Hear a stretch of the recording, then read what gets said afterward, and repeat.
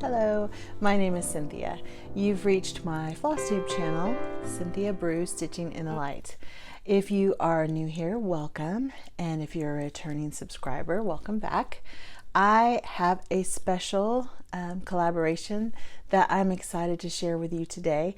I had contacted Helen D of, I think her Flosstube is called Helen D, and also Lynette of Homesteading on the Homefront, to collaborate with me on a finishing video. I've learned a lot from both Helen and Lynette about how to be creative with your finishing of your cross stitch pieces and how to be frugal. I've said a lot of times on my channel, it doesn't have to be perfect to be beautiful. And I would also add, it doesn't have to be expensive to be beautiful. With the times we're in right now, I planned this collab about a month ago, so I had no idea of the current situation we would find ourselves with, some financial insecurities for a lot of us. I had no idea that this video would be so timely as far as using what you have, being creative, and saving money. So I'd like to share 5 different ways I finish that are economical and in a lot of ways easy for me. And then I have a bonus tip at the end. So let's go ahead and get started.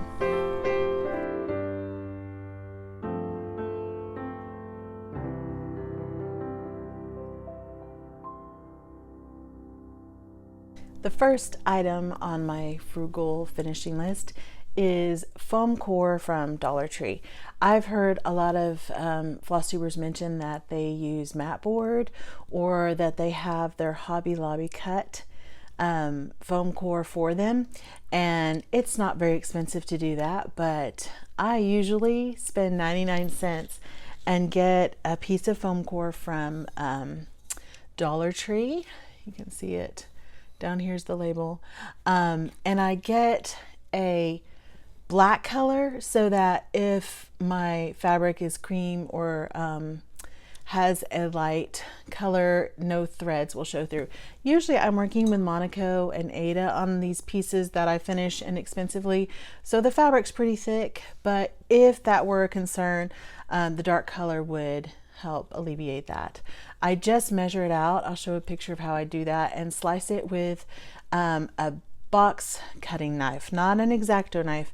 It needs to kind of have a way to extend the blade a little farther, and then I can measure it carefully, especially for something as long as this piece here. I had to measure it carefully. I basically just run my box knife along the line that I measured with a straight edge beside it, usually a yardstick, and then I snap the foam core so that it is an even cut. And then I take the saw kind of motion from the box blade and finish the cut. So it's 99 cents. I think for some reason it's 3 times more expensive anywhere else you find foam core. At Hobby Lobby, at Walmart, you're going to spend about $2.50, $3, and at Dollar Tree it's the same stuff. You do have to maybe pick through the rack and make sure that you don't have one that's crinkled on the corners, because a lot of times you want to have a pretty good corner. And on this piece, I'll show you several more as I go. I did not lace it. I used hot glue, which I was just feeling kind of lazy and in a rush. Not as much lazy as I just had a lot going on and I wanted to get this done and up for spring. And so I used hot glue. I would never use hot glue on an antique sampler reproduction or even a piece that was several hundred stitch count wide, but this is a small seasonal piece, and hot glue is most likely going to be just fine. So it worked out easily. I didn't have any hot glue on the stitching. All the hot glue is on the back. And then I tied this particular piece on with jute twine. So Dollar Tree foam core, I've used it for small pieces. For big pieces, it works just the same as the other stuff.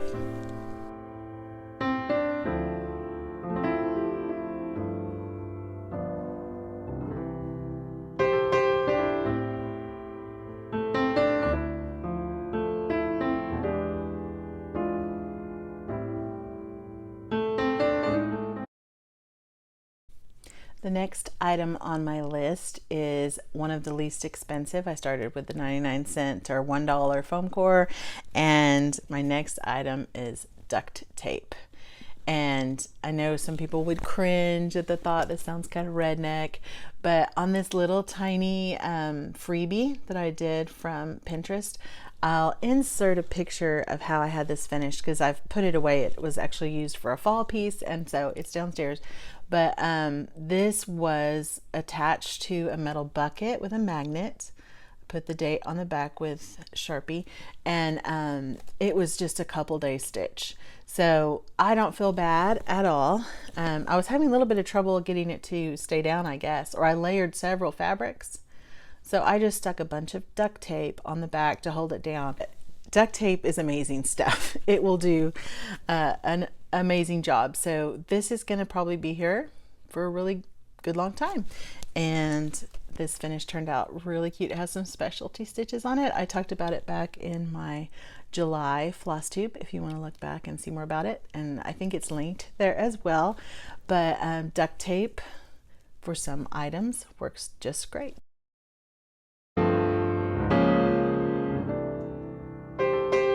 Item number 3 on my list is something that I've used somewhat over time, off and on, but particularly recently for the backing of pin keeps and my Jenny Bird by Stacy Nash corduroy. And this comes from old pants that I found at the Goodwill. Makes fantastic hand dye backing. And I've had a lot of fun playing with it. I'll insert some pictures of the different ones I have. I don't have them all with me, but I'll insert a picture of doing not tie-dye, but really grungy, super grungy. I showed them in my other video, but it is way more economical than buying velveteen. Velveteen is beautiful. You know, for some pieces I would want that, but I feel like this really mimics the softness and the kind of hand-dyed quality of the velveteen. So I was really thrilled with how that came out to back Jenny. I could have used linen to back her, but I'm actually going to use the other half of linen to make another cracker, so I didn't want to use my linen scraps for that. This was a very fun, I felt like, option, and I have lots of this left because these are extra large men's pants. If you can find extra large, that's even better because you can make quite a bit of fabric from, you know, the leg. And I think I put a little bit of dye on this one by mistake, but the grungier the better, in my opinion. You can make it pretty solid, but a lot of times I end up getting kind of splotchy. I put it in a mason jar with some dye that's already been dissolved in there, and I'll insert a picture of that as well. And just let it soak, kind of scrunched up so that it has modeling when it's done. But if you don't want the modeling, you can easily just put it in a pan and keep it stirring so that it doesn't have the dye deposit. It's just RIT dye. A lot of times I will prim up the RIT dye colors by adding just a little bit of taupe or a little bit of charcoal. I don't usually like the super saturated colors, but if you like super saturated colors, then you could do a bright orange or a bright scarlet red. And as long as your fabric is mostly cotton, and I don't think this corduroy is even 100% cotton. I don't have the tag anymore to see, but it took the dye very well. The other way you can use old clothes, this is a plaid flannel shirt that I got from the Goodwill, and I've cut it up pretty good. It was an extra large, just like some kind of outdoor double XL actually, orange plaid, and I was looking everywhere for a nice harvesty colored flannel plaid and could not find it at Joann's and Walmart. Nowhere that I usually get fabric. Hobby Lobby had what I was looking for. So as I was going through Goodwill for this purpose, I found the perfect orange in my book, kind of a more primitive looking, not so bright, and super soft. So I have done a couple things with this. I made some pumpkins, which I don't have pictures of. I actually ended up selling those without getting pictures at a craft fair, but I had a scarecrow. He's no longer with me because I sold him as well, and I'll insert pictures of him. I made his entire outfit out of this corduroy pair of pants and then the flannel shirt, and they weren't hand dyed. They were just sewn into little breeches and a shirt that just had like a T shape. So these work great for old flannel shirts, work great for backing things, for doing, you could do this if you found like a red shirt, it would be great for Christmas ornaments, or if you wanted to do pillows, this fabric would be fantastic for fall or Christmas.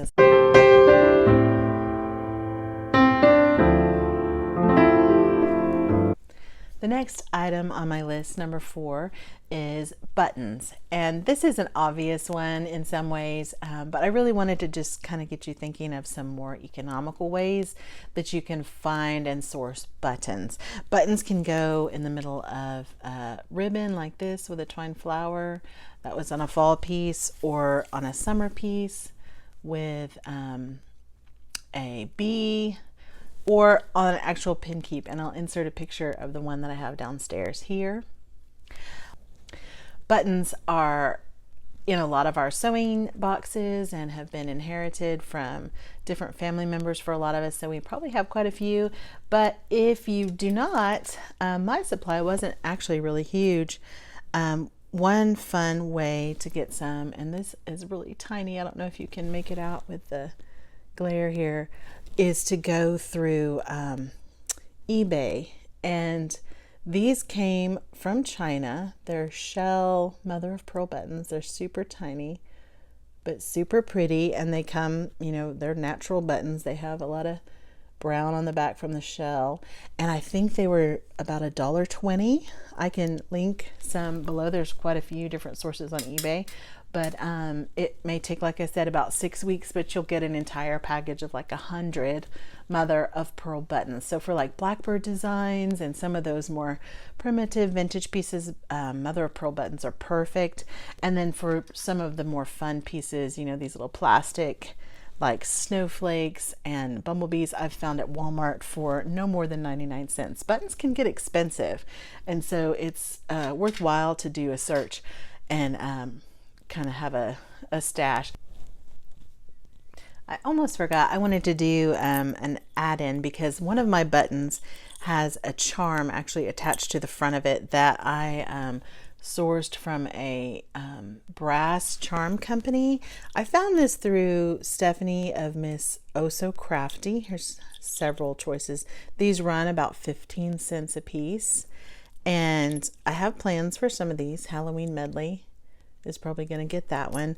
And also bells. I got these from Hobby Lobby in a big package, and I wanted different colors of bells, so you can paint these. This is just with acrylic paint, like a bronze. I kind of grunged it up, and I use these on my primitive pieces, and these would be great for Christmas ornaments. So in addition to the buttons, a lot of times I like to use the charms. And as I said, it was glued to the top of a covered button that my grandma had covered with something in one of my pieces that I'm going to show you. And so I didn't want to leave out that source because I have made an order. There's no minimum. So some of those larger kind of trading companies require minimum purchase. And this one, I only did like a $5 order, and they came in great condition in little bags. Some of them were, oh, here's some left, little sewing scissors that I attached to cards that I've sent to some stitching friends. Sorry, it's hard to pick it up. Oh no, I've used all of the scissors. Well, this is an example of how tiny they are. Just really little. That's a bird. But yeah, that's a great source. So in addition to the buttons, I like to use bells and charms.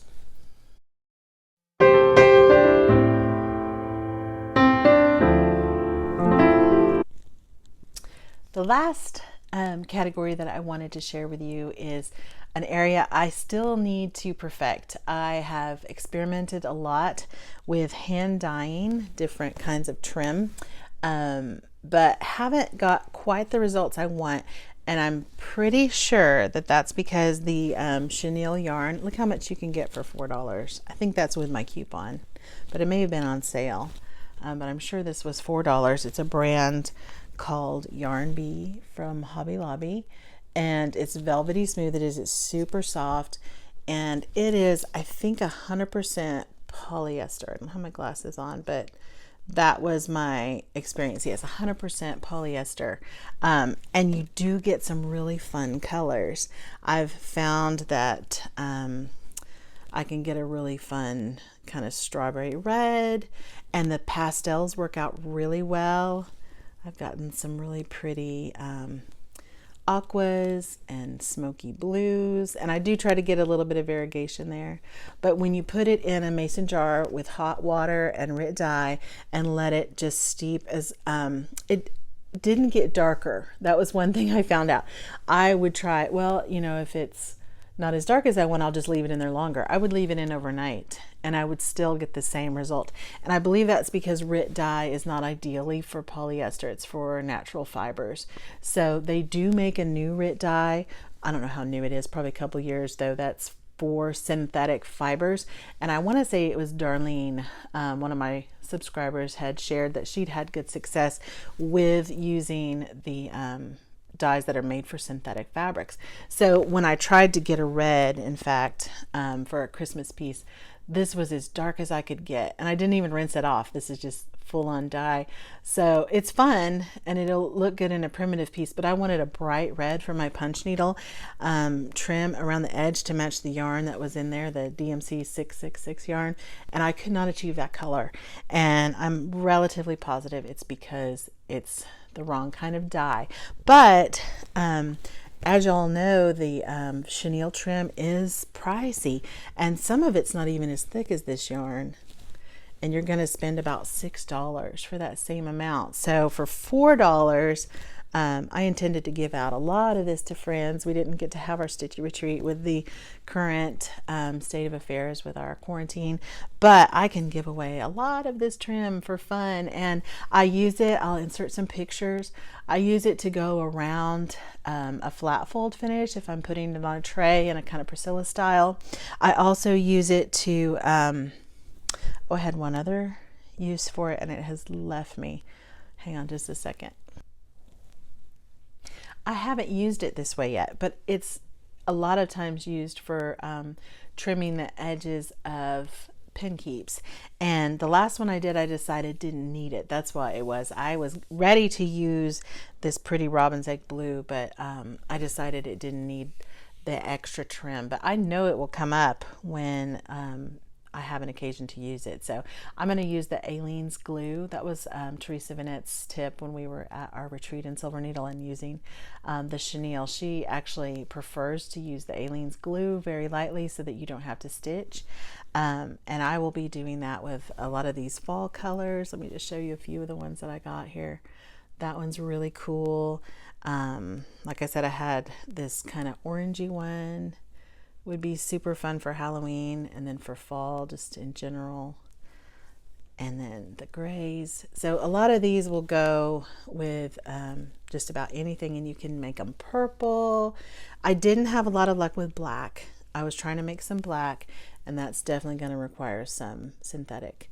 But you don't just have to dye chenille yarn. And the other thing that I did was tie some, and this has a pin in it, I have to be careful, tear some muslin just in strips, some raw muslin, and then dip it in there. I was just dipping everything I could think of in a mason jar full of dye. And so this would be fun, like on maybe that little Brenda Gervais black cat or something. You could do a kind of ruched ribbon, and this is just 100% cotton, so it's going to go bright. I might end up dulling this down even more, and one side's better than the other.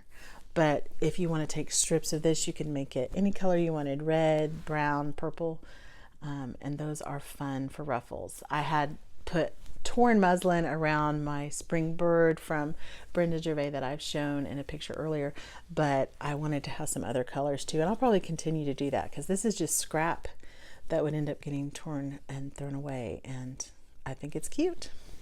So 3 ways to dye trim. You can also do, here's a fourth, you can also do pom-pom trim. This was a fall piece that I finished, and it's not perfect. I'm a little bit uneven with my ruffling, but this is not 100% cotton pom-pomming, but it takes it in a kind of primitive way that I actually preferred. So that turned out really pretty. This tiny pom-pom fringe, I have only found at Joann's. I haven't found it small like this at Hobby Lobby or Walmart, but I'm sure there's other fabric stores that would sell it. So $6 online and 99 cents from Joann's.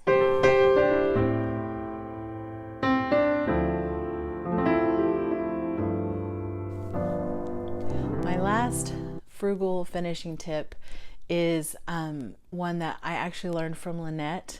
It had been in my mind already to think about what your finished piece will need for framing.